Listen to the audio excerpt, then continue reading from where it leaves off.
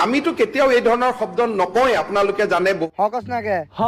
ধৰণৰ শব্দ একচুৱেলি আমাৰ মামাই নকয়, কিন্তু আমাৰ মিয়াৰ কাৰণেহে অলপ কিবা কিবি বকি থাকে, কিন্তু ৰাইজে গম পায় এইবিলাক কথা আমাৰ মামাই নকয়।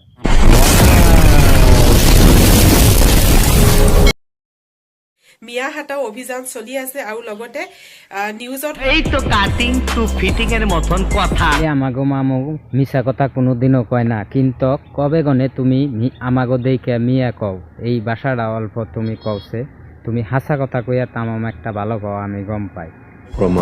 এতিয়া আপোনালোকে মানি লৈছে আমি মিয়া বুলি। একচুৱেলি আমি মিয়া, এইটো সঁচা কথা, কিন্তু আপুনি যে আমাৰ মামা হল, আপুনি তেনেহলে কি হব? আরে ভাই রে ভাই, কে তুমি?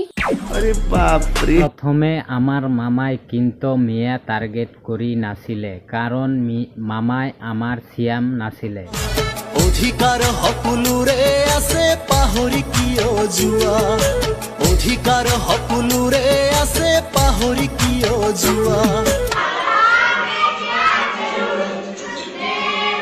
এতিয়া সিয়াম হৈ গ'লে আমাক মিয়া কোৱাতে একো লাজ চৰম নাহিলে তাৰ, কাৰণ টাৰ্গেট হৈ গ'ল তাৰ যোনটো মনত ৰাখা আছিলে। কথাটো নিশ্চয় আমাৰ বুজি পালে। মোৰ ভাষাটো কাৰেকশ্যন কৰিব লাগিব, কাৰণ কাৰো মনত দুখ দিয়া শব্দ মুখ্যমন্ত্ৰীয়ে ক'ব নোৱাৰে। নিজৰ ভুল নিজেই শুধৰণি কৰি লৈছে, তাৰ কাৰণে মই হাজাৰ হাজাৰ থেংক ইউ।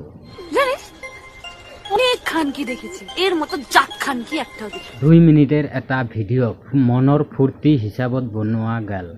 আপোনালোকে যোনি জোৰ পাই চাই আছে, ফূৰ্তি হিচাপত পাৰ কৰি দিব বুলি মই আশাবাদী।